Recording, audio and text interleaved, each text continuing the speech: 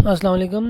آج کی اس ویڈیو میں ہم بات کریں گے کہ بروفن کن لوگوں کو استعمال نہیں کرنی چاہیے۔ بروفن یعنی کہ کوئی بھی چیز جس میں آئیبوپروفن فارمولہ کی دوائی موجود ہے وہ کن لوگوں کو استعمال نہیں کرنی چاہیے۔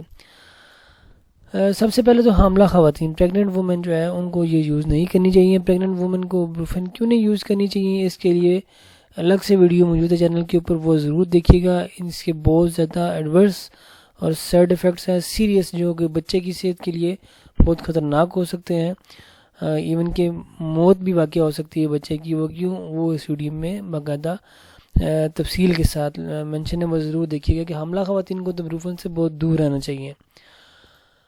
اس کے علاوہ معدے اور السر کے مریضوں کو بروفن نہیں لینی چاہیے، کیونکہ بروفن جو ہے وہ معدے اور کڈنیز کے ذریعے موٹیبلائز ہوتی ہے آپ کے جسم میں، تو وہ اس کا اثر آپ کے معدے پہ پڑتا ہے، جس کی وجہ سے قبض، تیزابیت اور اس کے علاوہ گیس ایشوز ہو سکتے ہیں، اور اس کے علاوہ جلن اور سینے پہ بھار اور سٹمک بلیڈنگ یعنی کہ آپ کے معدے سے خون کا رسنا، یہ بروفن کی وجہ سے ہو سکتا ہے۔ لیکن ضروری نہیں کہ وہ آپ کو ایسا خون کا رسنا، کیونکہ وہ انٹرنل بلیڈنگ ہوتی ہے تو وہ آپ کو پتہ نہیں چلتی، تو یہ اس لیے معدے کے مریض یا السر کے مریض ان کو تو یہ میڈیسن نہیں لینی چاہیے۔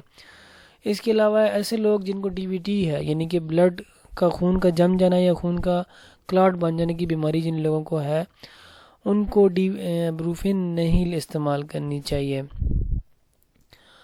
اور اس سے ہارٹ اٹیک کے بہت زیادہ خطرات بڑھ جاتے ہیں۔ تو اس لیے جو کارڈیو ویسکولر جن کو ڈیزیز آلریڈی جن کو ہیں یا فیملی ہسٹری ہے، ان کو بروفن اوائڈ کرنی چاہیے۔